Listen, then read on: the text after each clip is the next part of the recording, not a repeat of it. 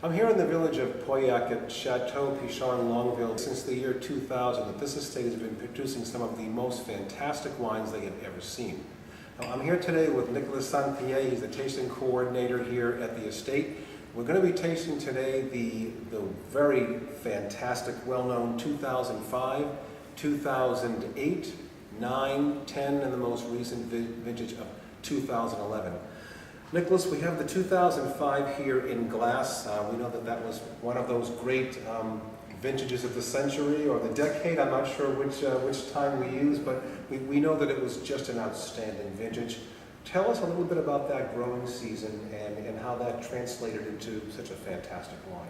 First, usually when we have this kind of quality, we say it's the vintage of the millennium.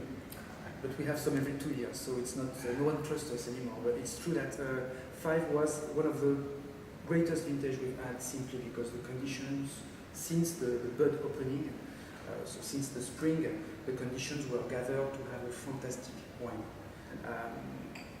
The flowering process was quite homogeneous. We've had a nice summer, not too hot, not too wet, and then the back season was fantastic. So it was, as we say in French, vendange à la carte. We just had to wait for the perfect openness.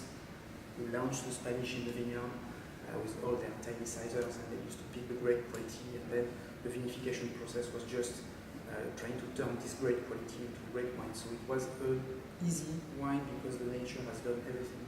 I was going to say, so this is one of those vintages when it was best to let nature do the best that she can do, and for man to not interfere very much at all. Exactly.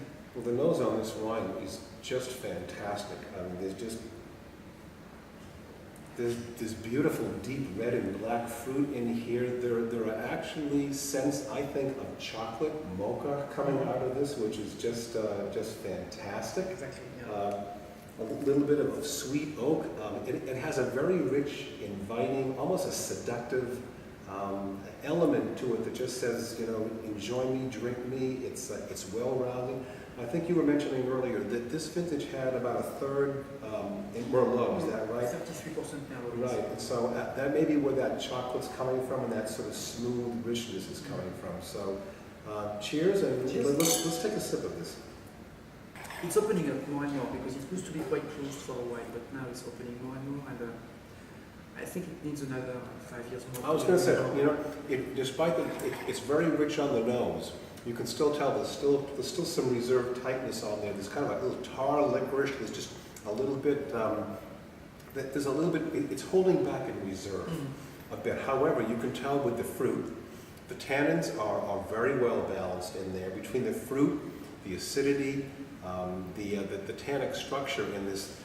Another 5 years or so, this is just going to be an outstanding wine, and then even at that point, it will probably have, you know, another good, you know, perhaps 20 years to go for those who are patient enough and live long enough to enjoy it, and I plan to be one of them. But this is just an outstanding vintage, great wine. If you're lucky enough to have some of this in your cellar, I would still be patient. If you can't wait and you have to open it, I would probably decant this for many, many hours to let it soften a bit. But excellent job with this wine. Congratulations. Thank you very much.